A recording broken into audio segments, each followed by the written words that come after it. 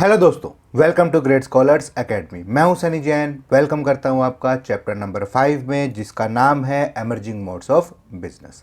देखिए, बिजनेस करने के आजकल नए नए तरीके आ चुके हैं, नई नई टेक्नोलॉजी आ चुकी है, तो बिजनेस करने के स्टाइल्स में भी चेंज आ चुका है। आप पुराने ट्रेडिशनल तरीके से बाहर निकल चुके हो और कहीं ना कहीं आप नए नए चीज़ों को इवॉल्व कर रहे हो ताकि आपका बिजनेस भी ग्रो कर सके। तो यहाँ पर कुछ ऐसी ही टेक्निक्स के बारे में आपको बताने वाला है। तो देखो, लिखता है मॉडर्न एरा जो है वो कहीं ना कहीं ग्लोबलाइजेशन का एरा है, वो टेक्नोलॉजी और चेंज का एरा है, और कहीं ना कहीं in response to this business throughout the world is changing its organisation. तो बिजनेस भी अपनी ऑर्गेनाइजेशन के अंदर बिजनेस भी इंटरनल चेंजेस कर रहे हैं। क्यों? By way of working and use of technology. पहले से बिजनेस कहीं ना कहीं ईजी हुआ है इन टर्म्स ऑफ कनेक्टिविटी। पहले कनेक्टिविटी बहुत मुश्किल थी, एक जगह से दूसरी जगह इंफॉर्मेशन, बात पहुंचाना, आइडियाज़ पहुंचाना, अपनी कोई चीज़ को ट्रांसफ़र करना बड़ा मुश्किल हुआ करता। लेकिन अब टेक्नोलॉजी की मदद से ये सारी चीज़ें आसान हो चुकी है। तो इसलिए बिजनेस प्रोसेसेस ने भी अपने आप को रीडिज़ाइन किया, नई नई चेंजेस लेकर आए ताकि वो भी कस्टमर के साथ तेज़ी से मिक्सअप हो सके।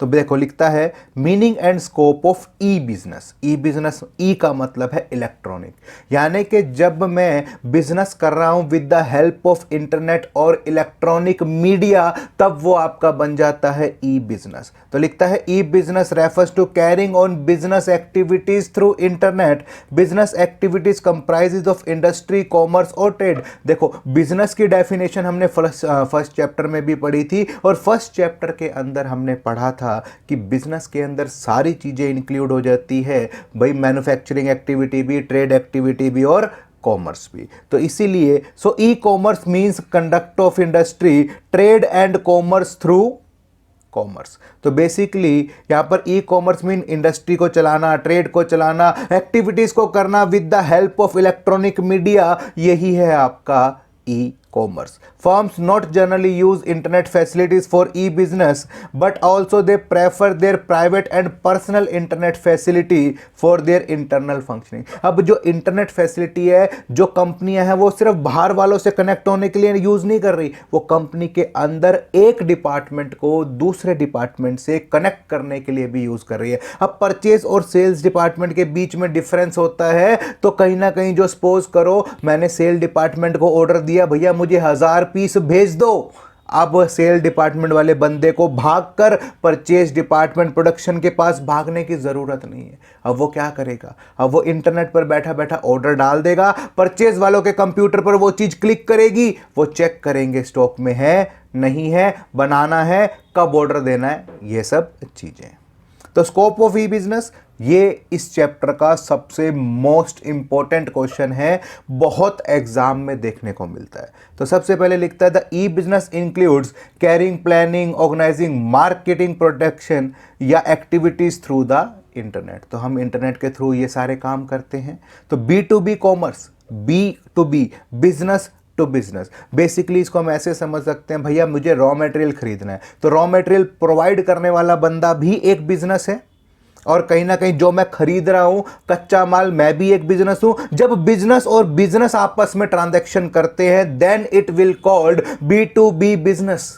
यानी कि रॉ मटेरियल सप्लाई करने वाला बंदा भी एक बिजनेस है, और जो उस रॉ मटेरियल को परचेज कर रहा है वो भी एक बिजनेस है। तो इसलिए हम इसे कहते हैं बी टू बी कॉमर्स। तो लिखते हैं transaction taking place between business units is known as B to B transactions. जैसे क्रिएशन ऑफ यूटिलिटी, कोलैबोरेशन कर लिया, मैं दूसरे बिजनेस के साथ जाकर मिल गया। क्रिएशन ऑफ यूटिलिटी का मतलब रॉ मटेरियल खरीदा, कच्चा माल खरीदा और उसको प्रोसेस किया, यही। यानी कि जैसे मैंने शुगर केन खरीद लिया, गन्ना किसी काम का नहीं है, गन्ने को मैं चाय में नहीं डाल सकता, तो मैं क्या करूंगा?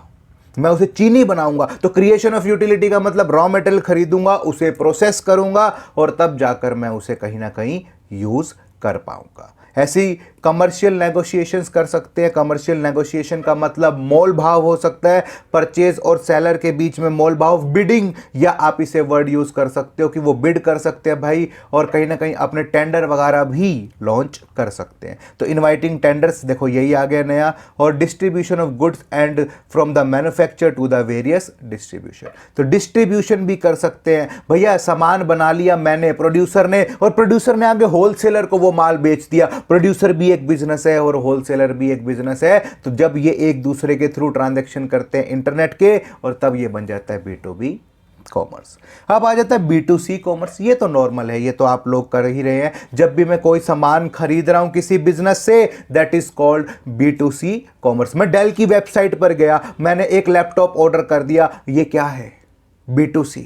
तो देखो लिखता था transaction take place between business unit and customer are known as B2C transaction. B2C enable businessman to remain in touch with the customer on round on clock basis. 24 घंटे सातों दिन आप कस्टमर के टच में रह सकते हो। B2C also give scope to C2B transaction, that means customer can also make call to the call centres to the companies and make toll free calls. आज मैंने डेल से लैपटॉप खरीद लिया, मुझे कोई प्रॉब्लम आ रही है तो मैं उनके कस्टमर केयर पे कॉल कर रहा हूं, तो इसका रिवर्स प्रोसेस हो गया C2B। क्लियर है? मैं इसको एक से एग्जांपल दे देता हूं। यहां पर आपके पास डेल हो गया, डेल से अब मैंने लैपटॉप खरीद लिया, ये भाई एक कस्टमर है, इसने लैपटॉप खरीद लिया, तो ये हो गया आपका B2C, बिजनेस टू कस्टमर। और जब कस्टमर को कोई प्रॉब्लम आ रही है, कस्टमर इसे कॉल बैक कर रहा है, दैट इज कॉल्ड C2B। हो गया? ओके। तो लिखता है सेलिंग और डिस्ट्रीब्यूशन यहां पर हो सकता है, आफ्टर सेल सर्विसेज यहां पर हो सकती है, प्रमोशन और इंटरनेट एक्टिविटीज आप यहां पर कर सकते हो, लॉजिंग कंप्लेंट्स आप यहां पर कर सकते हो। ये सारी चीजें आपकी B2C कस्टमर्स ट्रांजैक्शन में आ जाती है। इसके बाद C2C, सबसे बढ़िया साइड में लिख लेना OLX। कहते हैं ना OLX पे बेच दो। अब ये क्या मतलब है? Simple logic. OLX पे बेचने का मतलब क्या? मैं कोई सामान यूज कर रहा हूं, ठीक है भाई, ये माउस मेरा खराब हो गया, सपोज करो ये माउस मैंने खराब है, अब मैं इस माउस को बेच रहा हूं। डन है मेरी बात? अब मैं इस माउस को बेच रहा हूं OLX पे। अब जब मैं OLX पर माउस बेच रहा हूं तो मैं एक कस्टमर हूं, क्योंकि मैंने भी ये सपोज खरीदा था, ये पुराना हो गया, अब मैं माउस को बेचने जा रहा हूं कहां पर? OLX पे। तो मैं कस्टमर, खरीदने वाला कौन होगा? वो भी कस्टमर। तो जब कस्टमर और कस्टमर के बीच में ट्रांजैक्शंस होती है, then it is called C2C customer. और कस्टमर मिला कैसे? With the help of internet. The transaction take place between the customer and customer are known as C2C transaction.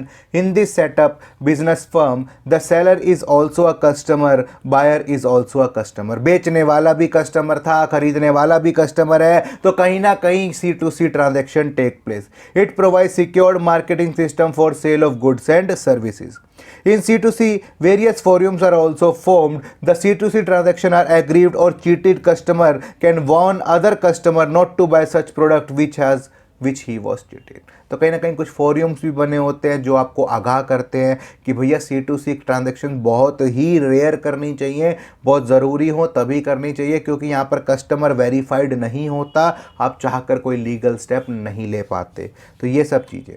तो selling of used book cloth, selling of antique items, warning customer about the fraudulent suppliers, information about the quality और durability, ये सब आपका आ जाता है C2C customers में। Intra B commerce, मैंने कहा था ना ये तो बाहर के ट्रांजैक्शंस हैं। इंट्रा बी मतलब कंपनी के अंदर sale department, purchase department, production department एक दूसरे के साथ लिंक है with the help of internet. यही है आपका क्या? यही है आपका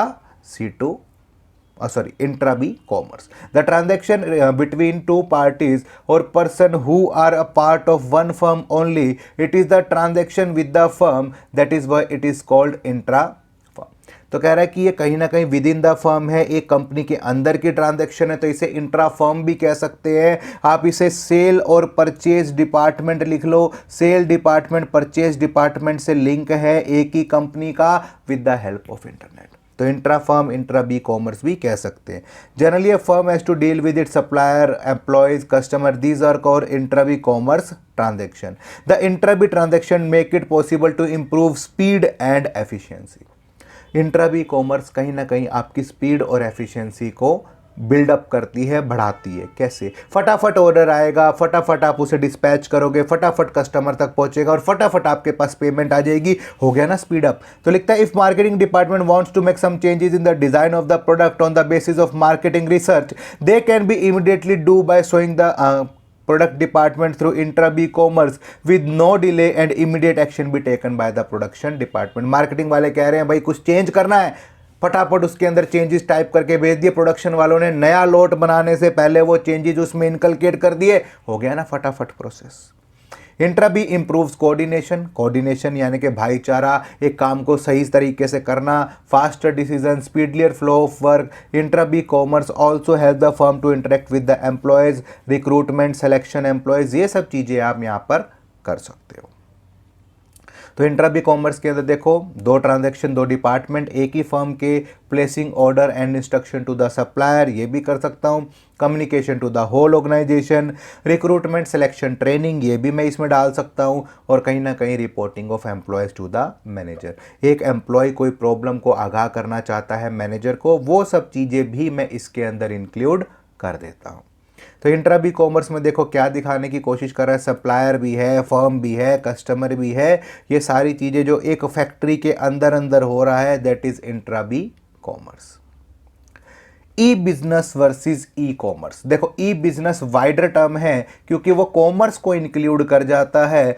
कॉमर्स इज वन ब्रांच और one activity, similarly e commerce is one branch of e business. E commerce deal with the distribution of goods and services, लेकिन ई बिजनेस के अंदर वही बात, कॉमर्स के अंदर ट्रेड और ऑक्सिलरीज टू ट्रेड आ रहा था और बिजनेस के अंदर सारी चीज़ें आ रही थी, तो यहाँ पर भी वही कहानी अप्लाइड हो रही है। भैया बिजनेस की बात करेंगे तो प्रोडक्शन भी आएगा, सेल भी आएगा, डिस्ट्रीब्यूशन भी आएगा, आफ्टर सेल सर्विसेज भी आएगा, इंटर फर्म इंट्रा फर्म भी आएगा, और कहीं ना कहीं business transaction such as accounting और मैनेजमेंट भी इसमें इंक्लूड हो जाएगी। लेकिन ई कॉमर्स के अंदर सेल एंड डिस्ट्रीब्यूशन ही इंक्लूड होगा।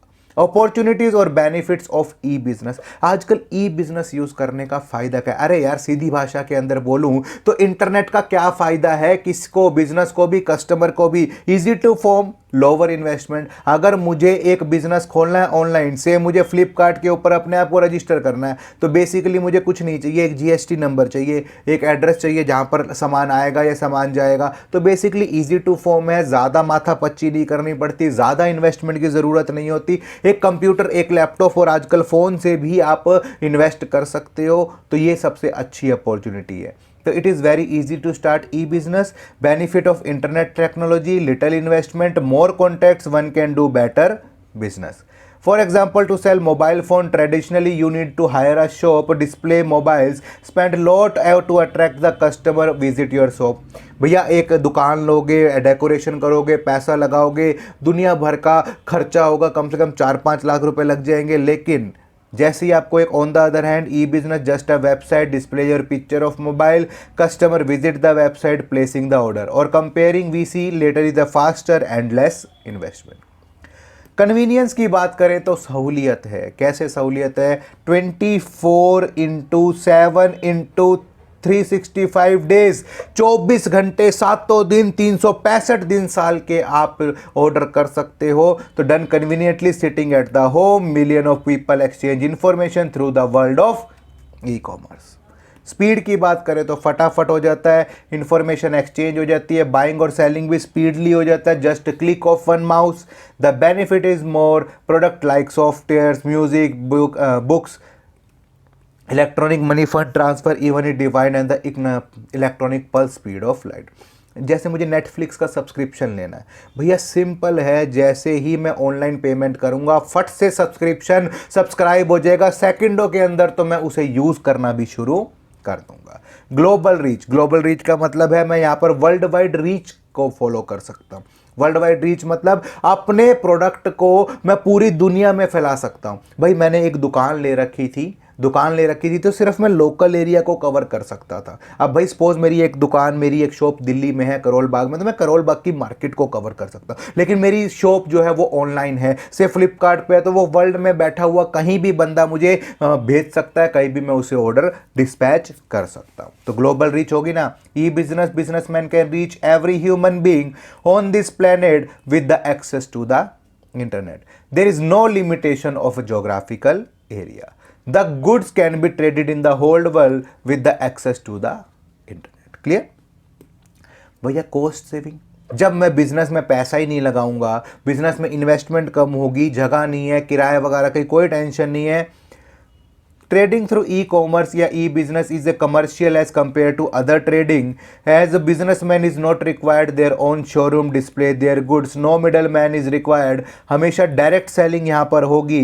Cost of involve is the advertisement is saved, cost involve in carrying the product and display the product is also saved. तो भैया आपको दुकान लेनी पड़ती, डेकोरेशन करनी पड़ती, इन सब चीज़ों की माथापच्ची से आप बच चुके हो। और जब आप इस चीज़ों से बच चुके हो तो आपका सारा का सारा खर्चा भी बच जाएगा। Movement to a paperless society, अगर मैं सपोज करो जैसे ट्रेडिंग बिजनेस कर रहा हूँ या ऑफलाइन बिजनेस कर रहा हूँ तो मुझे पेपर में रिकॉर्ड रखना पड़ता, कागज़ों का रिकॉर्ड रखना पड़ता। यहाँ पर तो सारी ट्रांजैक्शन ऑनलाइन हो रही है, तो आपको यहाँ पर कोई बही खाते मेंटेन करने की जरूरत नहीं पड़ती। जब आप चाहो फटाक से अपना लेजर देख सकते हो और लेजर देख सकते हो। तो पेपरलेस सोसाइटी, कागज़ों का खर्चा कम, फाइलों का खर्चा कम, ये बहुत ही बड़ा बेनिफिट है। Use of internet reduce the dependence on paper work and red tape. Many companies start economic filing electronic form instead of paper form. In electronic form, the information can be go through online, through internet, can be processed much faster. अब आपके पास ये difference आ जाता है, ये बहुत important difference है, आपको पता होना चाहिए ई कॉमर्स और ट्रेडिशनल कॉमर्स के बीच का डिफरेंस क्या कहता है। तो सबसे पहले फॉर्मेशन की बात करें तो ई बिजनेस को बनाना आसान है, ट्रेडिशनल बिजनेस को बनाना मुश्किल है। जगह लो, डेकोरेशन करो, उसके बाद कहीं जाकर ये शुरू होता है। पर्सनल टच की बात करें तो ऑनलाइन बिजनेस में पर्सनल टच नहीं होता, ऑफलाइन बिजनेस में एक बंदा मालिक प्रेजेंट होता है कस्टमर को समझाने के लिए। सेटिंग अप ऑफ कॉस्ट की बात करें तो सेटिंग कॉस्ट जो है वो कहीं ना कहीं यहाँ पर लो है, यहाँ पर हाई है। ऑपरेटिंग कॉस्ट का मतलब होता है बिजनेस को चलाना, रन करना बिजनेस को, डे टू डे एक्सपेंसेस भी आप इसे समझ सकते हो। तो ऑफलाइन बिजनेस में तो बहुत ज़्यादा है, क्योंकि भैया आपने दुकान ले रखी है, बिजली का बिल, ये सब चीज़ें आएगी। तो ऑपरेटिंग कॉस्ट ट्रेडिशनल बिजनेस में तो हाई है, लेकिन कहाँ पर लो है? ऑनलाइन बिजनेस में या ई बिजनेस में। फिजिकल एग्जामिनेशन की बात करें तो गुड्स को हाथ में लेकर देख सकते हैं क्या? तो ऑनलाइन बिजनेस में, ई बिजनेस में पॉसिबल नहीं है, लेकिन ऑफलाइन बिजनेस में ये पॉसिबल है। ईज ऑफ एक्सपेंशन की बात करें तो क्या मैं बिजनेस को एक्सपेंड कर सकता हूं? तो अगर मैं एक्सपेंड करने की बात करूं तो ई बिजनेस को एक्सपेंड करना बहुत आसान है, लेकिन ट्रेडिशनल बिजनेस को एक्सपेंड करने में बहुत ज़्यादा टाइम लगता है। क्यों लगता है? क्योंकि भाई एक शॉप मैंने सपोज करो दिल्ली में खोल रखी है, दूसरी में सपोज करो भैया गुजरात में, हरियाणा, पंजाब में खोलना चाहता हूं। तो इससे मतलब क्या हुआ? इसका मतलब हुआ मुझे फिर से इन्वेस्टमेंट करनी पड़ेगी, लेकिन ये सब चीज़ें ई बिजनेस पर ज़रूरत नहीं है। ह्यूमन रिसोर्स रिक्वायर्ड, ह्यूमन बंदे यहाँ पर चाहिए, सेमी स्किल्ड और स्किल्ड, यानी कि जिनके पास कम नॉलेज होगी वो भी चल जाएंगे, लेकिन यहाँ पर आपको टेक्निकली क्वालिफाइड बंदे चाहिए जो इंटरनेट को हैंडल कर सके, इंटरनेट के आने वाली समस्याओं को, सामान की डिलीवरी को हैंडल कर सकें। रिस्क की बात करें तो यहाँ रिस्क ज़्यादा है, क्योंकि कस्टमर का डायरेक्ट कांटेक्ट नहीं होता, तो यहाँ पर फ्रॉड के चांसेस बढ़ जाते हैं। लेकिन भाई दुकानदार है, दुकानदार तो कहीं भाग नहीं सकता, अगर कोई गड़बड़ होगी तो आप दुकानदार को पकड़ सकते हो। तो less are the parties has personal interaction, तो यहाँ पर पर्सनल इंटरेक्शन होती है, तो यहाँ पर धोखाधड़ी के चांसेस कम हो जाते हैं। डिस्ट्रीब्यूशन चैनल की बात करें तो distribution channel, no distribution channel, यहाँ पर सीधा डायरेक्ट सेलिंग है, भैया सीधा अपना प्रोड्यूसर से सामान सीधा कस्टमर तक पहुँचता है। यहाँ पर बीच में होलसेलर रिटेलर्स की ज़रूरत पड़ती है। लेंथ ऑफ बिजनेस साइकिल का मतलब होता है सामान बेचने से लेके पैसे आने तक, कैश में कन्वर्ट होने तक। तो यहाँ पर आपकी बिजनेस साइकिल शॉर्टर होती है, काम फटाफट हो जाता है। यहाँ पर लॉन्गर है, क्योंकि आपको कहीं ना कहीं पहले सामान खरीदना पड़ता है, फिर प्रोडक्शन करनी पड़ती है, फिर बेचना पड़ता है, फिर जाकर कहीं सामान आता है। ये है सबसे बड़ी समस्या। इसके बाद एक और इम्पोर्टेंट टॉपिक इस चैप्टर में, सारे ही इंपॉर्टेंट टॉपिक क्यों कह रहा हूँ, कहीं आप सोचो सर सारे इंपॉर्टेंट है। बच्चे चैप्टर बहुत छोटा है, छोटा होने के कारण जो भी टॉपिक दे रखे हैं वो 6-6 नंबर के हैं। ट्रेडिशनल बिजनेस, ई बिजनेस, उसके बाद जो स्कोप आपका दे रखा था ये आउटसोर्सिंग, कहीं ना कहीं ये 6-6 नंबर के टॉपिक भी आ सकते हैं पेपर में। तो इसीलिए मैंने आपको कहा है आउटसोर्सिंग कंसेप्ट का मतलब समझो। आउटसोर्स का मतलब है अपना काम खुद ना करके किसी और से करा लेना। बेसिकली क्या मतलब है इसका वो समझो। सपोज करो भाई मेरे पास टाइम की कमी है, अब टाइम की कमी है तो मैं सारा काम खुद नहीं कर सकता। अगर मुझे अपने सपोज नोट्स बनाने हैं या मुझे कोई सपोज करो वीडियो एडिटिंग करनी है, तो ये सारा काम मैं खुद नहीं कर सकता। तो मुझे क्या करना पड़ेगा, मुझे एक बंदा रखना पड़ेगा, अपना काम वर्कलोड उसको ट्रांसफ़र करना पड़ेगा, ताकि मेन वर्कलोड को तो मैं खुद हैंडल कर सकूं। जैसे वीडियो बनानी है और मुझे अपना फेस शो करना है, तो ये काम कोई और नहीं कर सकता, ये काम मैं ही कर सकता हूं, तो ये तो मैं करूंगा, ये मेन हो गया। और वीडियो एडिटिंग, कटिंग या जो भी इसके अंदर और चीज़ें करनी है वो सब कौन कर देगा, मेरा जूनियर या मेरा सबऑर्डिनेट कर देगा। तो आउटसोर्सिंग का मतलब क्या हुआ कि आपको मेन काम पर फोकस करना है और बाकी सारा काम आपने आउटसोर्स करना है। हर बंदा घर में मेड लगाता है, मेड यानी काम वाली बाई लगाता है। तो वो क्यों लगाता है भाई, सपोज करो मम्मी पापा वर्किंग है, वो घर का काम नहीं कर सकते, उनके पास इतना टाइम नहीं होता, उनके पास और बहुत इंपॉर्टेंट काम है करने के लिए, तो वो काम करते हैं। और जो छोटा मोटा काम होता है सफाई का, झाड़ू का और पोछा वगैरह लगाना, तो ये सब काम किस पर छोड़ देते हैं, काम वाली बाई पर। लॉजिक समझ में आया। आउटसोर्सिंग का मतलब मेन काम तो मैं अपने पास रख लूंगा और जो लेस इंपॉर्टेंट काम है वो किसको दे दूंगा, किसी बाहर वाले बंदे को दे दूंगा, ले भाई तू पैसे ले और कर दे। तो देखो क्या लिखता है, over a last decade a new type of business with service sector has become popular in the world. It is called BPO, business process outsourcing. BPO refers to get business task accomplished through an outsiding agencies. तो वो basically कहता है कि भाई अपना काम बाहर वाली एजेंसी से करा लेना। सपोज करो जैसे मुझे एडवर्टीजमेंट करानी है, अब एडवर्टीजमेंट करानी है तो मैं एडवर्टीजमेंट बनाने में बिल्कुल भी अच्छा नहीं हूँ, तो मैं क्या करूँ, खुद की टीम हायर करूँ फिर बनाऊँ एडवर्टीजमेंट? नहीं, जो एडवर्टाइजिंग एजेंसी पहले से ही इस फील्ड में है उसी को काम ना दे दूँ, जैसे ही उसे काम दूंगा वैसे ही वो मेरे क्या करना शुरू कर देगा, एडवर्टीजमेंट का काम शुरू हो जाएगा। तो initially only few companies in the United State adopt this practices of outsourcing by assigning the routine job to the outsourcing agency so that company can concentrate on critical issue without wasting time on routine work. तो छोटे मोटे routine work के ऊपर मुझे focus करने की जरूरत नहीं है, झाड़ू पोछे का काम डेली था, मुझे उस पर फोकस करने की जरूरत नहीं है, इंपॉर्टेंट काम, इंपॉर्टेंट टास्क के ऊपर मुझे काम करने की ज़रूरत है। तो later on it will become popular in other countries. Earlier companies used to hire outside agencies which used to come up occasionally. For example, companies used hire services of management consultant for getting employee trained and to get their design advertisement. भैया अब advertisement जो है वो daily नहीं चाहिए, employees को train daily नहीं करना, तो हम परमानेंट स्टाफ हायर नहीं करते, हमने क्या किया, आउटसोर्स कर लिया। जब ज़रूरत होती है बंदों को बुला लेते हैं, लो भैया ट्रेनिंग दे दो, 1 महीने की ट्रेनिंग देते फिर उनकी छुट्टी कर देते हैं। तो the routine works are performed by the regular staff of the company.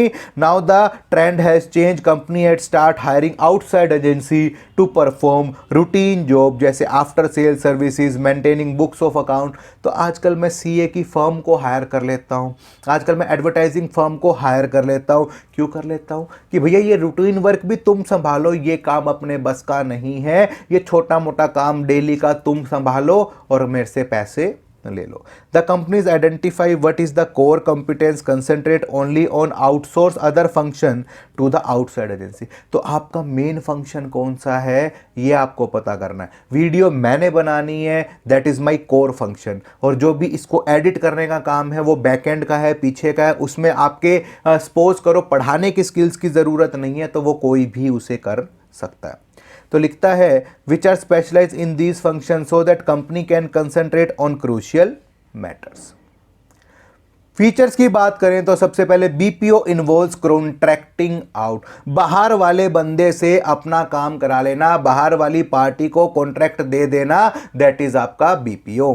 Outsourcing means to source out what you have been doing in the house. For example most of the company are appointing their own security guards for the protection and safety of their premises, but how they have interested to the security agencies to perform their organisation on the contractual basis. पहले security guard खुद रखते थे, अब मैं आजकल security guard की समस्या किसको दे देता हूं, थर्ड पार्टी एजेंसीज को दे देता हूं, वो मेरे लिए सिक्योरिटी गार्ड हायर करके मुझे पहुंचा देती है।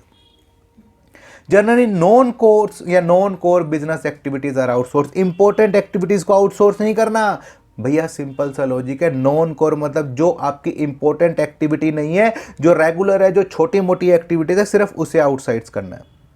तो organisation prefer easily to outsource non core business activities, for example security, sanitisation, साफ सफाई, ये सब चीज़ें मैं बड़ी बड़ी कंपनियां क्या करती है, बंदों को हायर करने की जगह, परमानेंट स्टाफ रखने की जगह थर्ड पार्टी हायर कर लेते हैं। Like a school educating student is a core activity, whereas running canteen, uniform counter are non core activities. आ गया समझ में? तो यूनिफॉर्म वाला काम जो है वो भी किसी बंदे को दे दिया, कैंटीन वाला काम वो भी किसी बंदे को दे दिया, पढ़ाने वाला काम सिर्फ अपने पास रख लिया।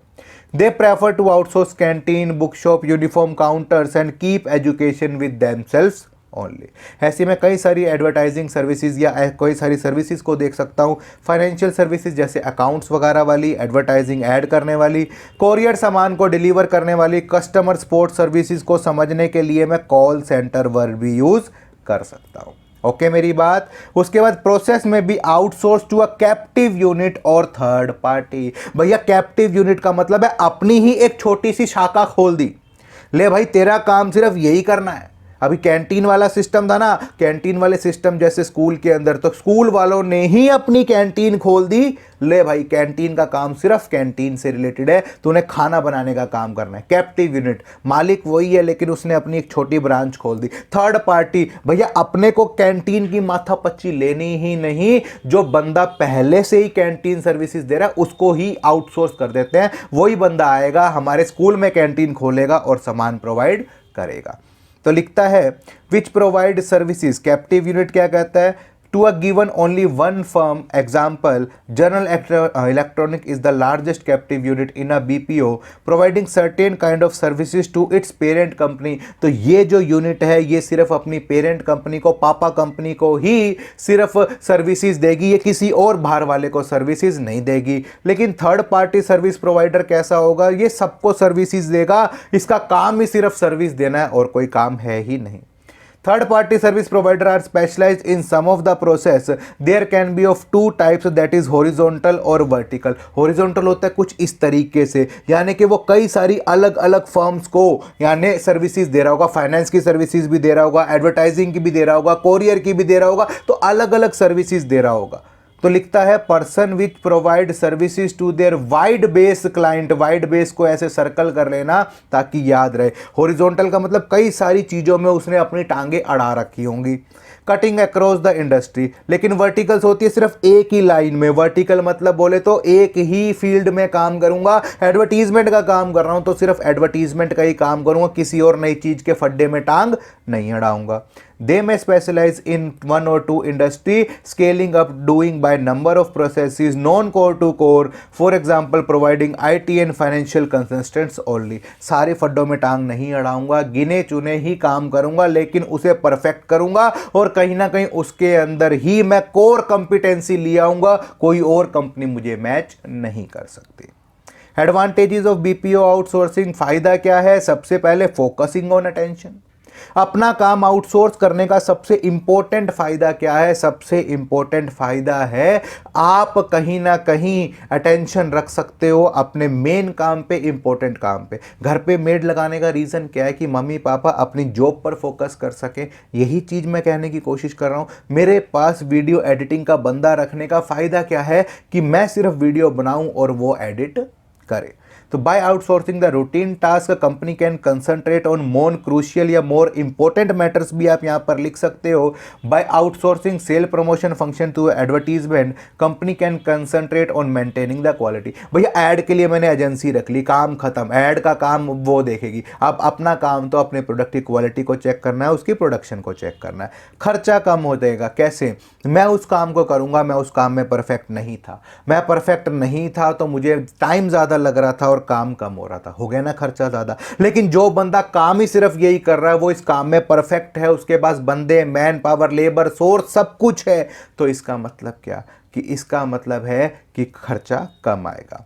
तो लिखता है the outsourcing agency perform task for different company. एक आउटसोर्सिंग जो कंपनी है वो एक कंपनी के लिए काम नहीं कर रही, वो कई सारी कंपनियों के लिए काम कर रही है। तो the client get benefit of economies of scale, और कहीं ना कहीं इससे क्लाइंट को बेनिफिट मिल जाता है, वो कंपनी सस्ते दामों में भी काम कर देती है। कहीं ना कहीं हमारी 10 से 20% कॉस्ट बच जाती है। क्वेस्ट फॉर एक्सीलेंस, जो कंपनी काम ही सिर्फ ये कर रही है, भाई एडवर्टीजमेंट एजेंसी का काम ही सिर्फ ऐड करना है, वो 24 घंटे 7 दिन यही काम करती है, तो वो उसमें परफेक्ट हो जाएगी या नहीं? और जब वो परफेक्ट हो जाएगी तो वो उस फील्ड के अंदर खर्चा कम करेगी या नहीं? यही बात वो यहां कह रहा है। तो outsourcing helps to excellence in 2 ways, they can focus on activities in which they excel. Outsourcing companies में आउटसोर्स करने का 2 फायदा है कि भैया मैं जो काम कर रहा हूं मैं उसमें एक्सपर्ट हो जाऊंगा, फालतू का काम दूसरे बंदे करेंगे। तो they can focus only on activities in which they excel, contracting out remaining activities who excel the those activities. और बाकी सारा काम जो है, वो जो छोटा छोटा काम है, वो मैंने किसको दे दिया? बाहर की कंपनी को दे दिया। अब वो भी उसमें एक्सपर्ट है और वो उसमें एक्सपर्ट है, तो वहां से मेरा खर्चा बच जाएगा। Many firm prefers to give work to the developing software to the TCS और Infosys as they are excellent in this area. अब भी मुझे कोई सॉफ्टवेयर बनाना है, मैं सॉफ्टवेयर की टीम हायर करूंगा, सॉफ्टवेयर अच्छा बने ना बने कोई पता नहीं, लेकिन मैंने TCS जैसी कंपनी को सॉफ्टवेयर बनाने के लिए दे दिया, तो इसका मतलब मुझे ये हो गया कि कहीं ना कहीं एश्योर हूं कि ये जो सॉफ्टवेयर है ये बढ़िया बनेगा। ग्रोथ थ्रू अलायंस, अलायंस का मतलब एक दूसरे के साथ, भाईचारे के साथ मिलकर हम तरक्की करेंगे तो जल्दी कर पाएंगे। By availing services from other firms your investment requirement is reduce, your profit not only from the low investment better services provided them to you and but share in profit of the business they do for you. तो देखो क्या लिखता है, by availing services from other firm your investment are reduce. अब मुझे services मिल रही है दूसरी फर्म से, तो मेरा खर्चा कम आ जाएगा। कैसे? अगर मैं सॉफ्टवेयर डेवलप खुद करता तो मुझे टीम रखनी पड़ती, कंप्यूटर हायर करने पड़ते, बढ़िया बढ़िया सुपर कंप्यूटर्स खरीदने पड़ते, तब जाकर मैं सॉफ्टवेयर डेवलप कर पाता। लेकिन your profit will not only from low investment and better services provided with them to you but also share in profit from the business they do for you। तो कहीं ना कहीं आप जब अलायंस कर लोगे, किसी के साथ मिलकर काम करोगे, तो आपको एक्सपर्ट सर्विसेज तो मिल रही है, लेकिन आप उसके बिजनेस में भी कुछ ना कुछ हिस्सेदारी ले रहे हो, तो वहां से भी आपको प्रॉफिट होगा। इकोनॉमिक ग्रोथ एंड डेवलपमेंट की बात करें तो outsourcing services stimulate entrepreneurship, employment and export in the countries.